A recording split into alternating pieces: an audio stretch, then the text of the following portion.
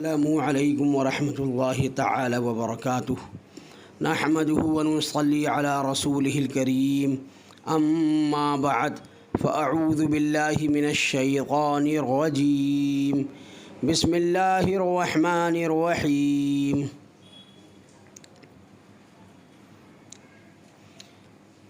نحمده ونصلی علی رسولہ الکریم اما بعد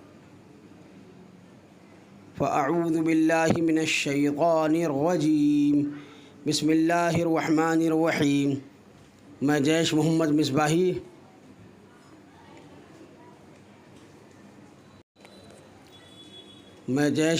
مصباحی آج آپ کی خدمت میں قرآن مقدس سے ایک نیا واقعہ خاص کر کے حاضر ہوا ہوں، جس کو میں نے دو سمندروں کا جمع ہونا کے نام سے موسوم کیا ہے۔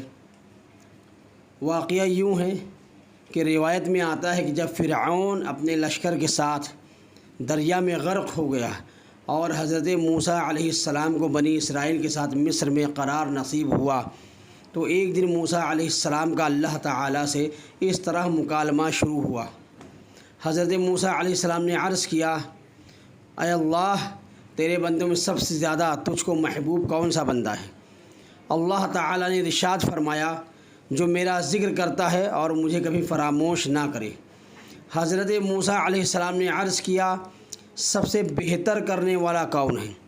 اللہ تعالیٰ نے ارشاد فرمایا، جو حق کے ساتھ فیصلہ کرے اور کبھی بھی خواہش نفسانی کی پیروی نہ کرے۔ حضرت موسیٰ علیہ السلام نے عرض کیا، تیرے بندوں میں سب سے زیادہ علم والا کون ہے؟ اللہ تعالیٰ نے ارشاد فرمایا، جو ہمیشہ اپنے علم کے ساتھ دوسروں سے علم سیکھتا رہے، تاکہ اس طرح اسے کوئی ایک ایسی بات مل جائے جو اسے ہدایت کی طرف رہنمائی کرے یا اس کو ہلاکت سے بچا لے۔ حضرت موسیٰ علیہ السلام نے کہا، اگر تیرے بندوں میں کوئی مجھ سے زیادہ علم والا ہو تو مجھے اس کا پتہ بتا دے۔ اللہ تعالیٰ نے ارشاد فرمایا، خضر تم سے زیادہ علم والے ہیں؟ حضرت موسیٰ علیہ السلام نے عرض کیا، میں انہیں کہاں تلاش کروں؟ اللہ تعالیٰ نے ارشاد فرمایا، ساحل سمندر پر چٹان کے پاس۔ حضرت موسیٰ علیہ السلام نے کہا، میں وہاں کیسے اور کس طرح پہنچوں؟ اللہ تعالیٰ نے فرمایا، تم ایک ٹوکری میں ایک مچھلی لے کر سفر کرو، جہاں وہ مچھلی گم ہو جائے بس وہیں خضر سے تمہاری ملاقات ہوگی۔ اس کے بعد حضرت موسیٰ علیہ السلام نے اپنے خادم اور شاگرد حضرت یوشع بن نون بن افرائیم بن یوسف علیہ السلام کو اپنا رفیق سفر بنا کر مجمع البحرین کا سفر فرمایا۔ حضرت موسیٰ علیہ السلام چلتے چلتے جب بہت دور چلے گئے تو اس جگہ سو گئے۔ اسی جگہ مچھلی ٹوکری میں تڑپ کر سمندر میں کود گئی، اور جس جگہ پانی میں ڈوبی وہاں پانی میں ایک سوراخ بن گیا۔ حضرت موسیٰ علیہ السلام نیند سے بیدار ہو کر پھر چلنے لگے۔ جب دوپہر کے کھانے کا وقت ہوا تو آپ نے اپنے شاگرد حضرت یوشع بن نون علیہ السلام سے مچھلی طلب فرمائی، تو انہوں نے عرض کیا کہ چٹان کے پاس جہاں آپ سو گئے تھے مچھلی کود کر سمندر میں چلی گئی، اور میں آپ کو بتانا بھول گیا۔ آپ نے فرمایا کہ ہمیں تو اسی جگہ کی تلاش تھی۔ بہرحال پھر آپ اپنے قدموں کے نشانات کو تلاش کرتے ہوئے اس جگہ پہنچ گئے جہاں حضرت خضر سے ملاقات کی جگہ بتائی گئی تھی۔ وہاں پہنچ کر حضرت موسیٰ علیہ السلام نے دیکھا کہ ایک بزرگ کپڑوں میں لپٹے ہوئے بیٹھے ہیں۔ جب حضرت موسیٰ علیہ السلام نے ان کو سلام کیا تو انہوں نے تعجب سے فرمایا کہ اس زمین میں سلام کرنے والے کہاں سے آ گئے؟ پھر انہوں نے پوچھا کہ آپ کون ہیں؟ تو آپ نے فرمایا کہ میں موسیٰ ہوں۔ تو انہوں نے دریافت کیا کہ کون موسیٰ؟ کیا آپ بنی اسرائیل کے موسیٰ ہیں؟ تو آپ نے فرمایا، جی ہاں۔ تو حضرت خضر علیہ السلام نے کہا کہ اے موسیٰ، مجھے اللہ تعالیٰ نے ایک ایسا علم دیا ہے جس کو آپ نہیں جانتے، اور آپ کو اللہ تعالیٰ نے ایسا علم دیا ہے جس کو میں نہیں جانتا۔ مطلب یہ تھا کہ میں علم اسرار جانتا ہوں جس کا آپ کو علم نہیں، اور آپ علم الزائع جانتے ہیں جن کو میں نہیں جانتا۔ پھر حضرت موسیٰ علیہ السلام نے فرمایا کہ اے خضر، کیا آپ مجھے اس کی اجازت دیتے ہیں کہ میں آپ کے پیچھے پیچھے چلوں تاکہ اللہ تعالیٰ نے آپ کو جو علوم دیے ہیں آپ کچھ مجھے بھی تعلیم دیں۔ تو حضرت خضر علیہ السلام نے کہا کہ آپ میرے ساتھ ہرگز ہرگز صبر نہ کر سکیں گے۔ حضرت موسیٰ علیہ السلام نے فرمایا کہ میں انشاءاللہ صبر کر لوں گا اور ہرگز ہرگز کبھی بھی کوئی نافرمانی نہیں کروں گا۔ حضرت خضر علیہ السلام نے کہا کہ شرط یہ ہے کہ آپ مجھ سے کسی بات کے متعلق کوئی سوال نہ کریں یہاں تک کہ میں خود آپ کو بتا دوں۔ غرض اس عہد و معاہدے کے بعد حضرت خضر علیہ السلام نے حضرت موسیٰ اور حضرت یوشع بن نون علیہم السلام کو اپنے ساتھ لے کر سمندر کے کنارے کنارے چلنا شروع کر دیا، یہاں تک کہ ایک کشتی پر نظر پڑی اور کشتی والوں نے تینوں صاحبان کو کشتی میں سوار کر لیا اور کشتی کا کرایہ بھی نہیں مانگا۔ جب یہ لوگ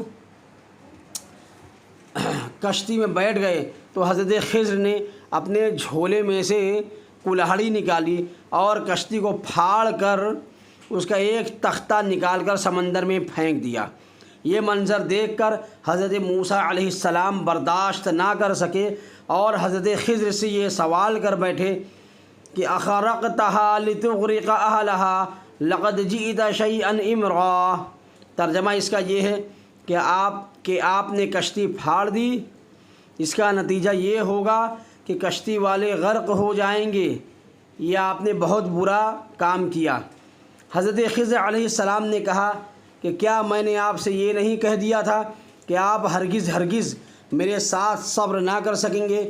حضرت موسیٰ علیہ السلام نے معذرت کرتے ہوئے فرمایا کہ میں نے بھول کر سوال کر دیا، لہٰذا آپ میری بھول پر میری گرفت نہ کیجیے اور میرے کام میں مشکل نہ ڈالیے۔ پھر یہ حضرات کچھ دور آگے کو چلے تو حضرت خضر نے ایک نابالغ بچے کو دیکھا جو اپنے ماں باپ کا اکلوتا بیٹا تھا۔ حضرت خضر علیہ السلام نے گلا دبا کر اور زمین پر پٹک کر اس بچے کو قتل کر ڈالا۔ یہ ہوش ربا خونی منظر دیکھ کر حضرت موسیٰ علیہ السلام میں صبر کی تاب نہ رہی اور آپ نے ذرا سخت لہجے میں حضرت خضر سے کہہ دیا کہ اقتلت نفسا زکیۃ بغیر نفس لقد جئت شیئا نکرا۔ کیا آپ نے ایک ستھری جان بغیر کسی جان کے بدلے قتل کر دی؟ بلا شبہ آپ نے بہت ہی برا کام کر ڈالا ہے۔ حضرت خضر علیہ السلام نے پھر یہی جواب دیا کہ کیا میں نے آپ سے یہ نہیں کہہ دیا تھا کہ آپ ہرگز ہرگز میرے ساتھ صبر نہ کر سکیں گے؟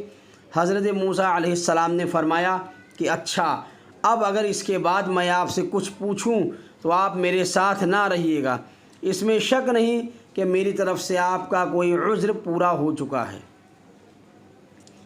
پھر اس کے بعد ان حضرات نے ساتھ ساتھ چلنا شروع کر دیا، یہاں تک کہ یہ لوگ ایک گاؤں میں پہنچے اور گاؤں والوں سے کھانا طلب کیا، مگر گاؤں والوں میں سے کسی نے بھی ان صالحین کی دعوت نہیں کی۔ پھر ان دونوں نے گاؤں میں ایک گرتی ہوئی دیوار پائی تو حضرت خضر علیہ السلام نے اس میں اعظم پڑھ کر اس دیوار کو سیدھی کر دی۔ حضرت موسیٰ علیہ السلام گاؤں والوں کی بد اخلاقی سے بیزار تھے، آپ کو غصہ آ گیا، برداشت نہ کر سکے اور یہ فرما دیا کہ لو شئت لاتخذت علیہ اجرا۔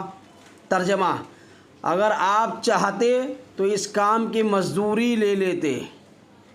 یہ سن کر حضرت خضر نے کہہ دیا کہ اب میرے اور آپ کے درمیان جدائی ہے اور جن چیزوں کو دیکھ کر آپ صبر نہ کر سکے ان کا راز میں آپ کو بتا دوں گا۔ سنیے، جو کشتی میں نے پھاڑ ڈالی وہ چند مسکینوں کی تھی جس کی آمدنی سے وہ لوگ گزر بسر کرتے تھے، اور آگے ایک ظالم بادشاہ رہتا تھا جو سالم اور اچھی کشتیوں کو چھین لیا کرتا تھا اور عیب دار کشتیوں کو چھوڑ دیا کرتا تھا۔ تو میں نے قصداً ایک تختہ نکال کر اس کشتی کو عیب دار کر دیا تاکہ ظالم بادشاہ کے غصب سے محفوظ رہے، اور جس لڑکے کو میں نے قتل کر دیا اس کے والدین بہت نیک اور صالح تھے، اور یہ لڑکا پیدائشی کافر تھا، اور والدین اس لڑکے سے بے پناہ محبت کرتے تھے اور اس کی ہر خواہش پوری کرتے تھے۔ تو ہمیں یہ خوف و خطرہ نظر آیا کہ وہ لڑکا کہیں اپنے والدین کو کفر میں نہ مبتلا کر دے، اس لیے میں نے اس لڑکے کو قتل کر کے اس کے والدین کو کفر سے بچا لیا۔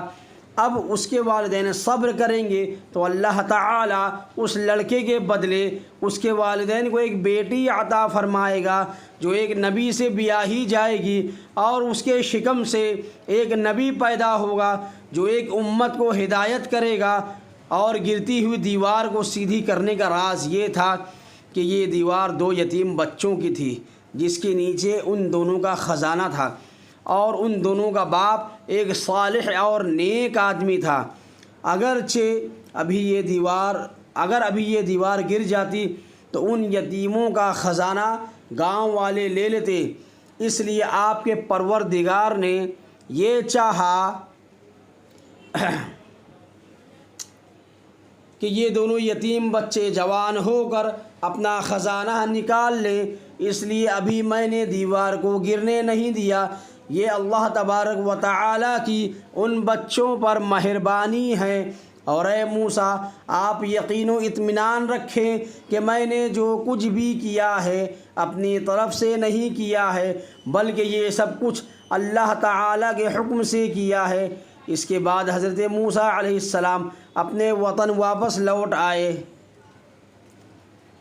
تو یہ واقعہ اس طرح مکمل ہوتا ہے، اور اس واقعے کو اگر آپ دیکھنا چاہیں تو قرآن مقدس کے 15ویں پارے کے آخری حصے سے اور 16ویں پارے کے شروع حصے میں اس واقعے کو آپ دیکھ سکتے ہیں، اس میں آپ مطالعہ کر سکتے ہیں۔ اور میں آپ سے جاتے جاتے یہ عرض کرنا چاہتا ہوں کہ اگر آپ میرے چینل پر پہلی بار ہیں تو آپ میرے چینل کو سبسکرائب کریں اور شروع سے آخر تک ویڈیو کو دیکھیں اور لائک کریں اور شیئر کریں۔ انشاءاللہ العزیز اللہ تبارک و تعالی اس کے بدلے آپ کو اجر عظیم عطا فرمائے گا۔ السلام علیکم ورحمۃ اللہ تعالی وبرکاتہ۔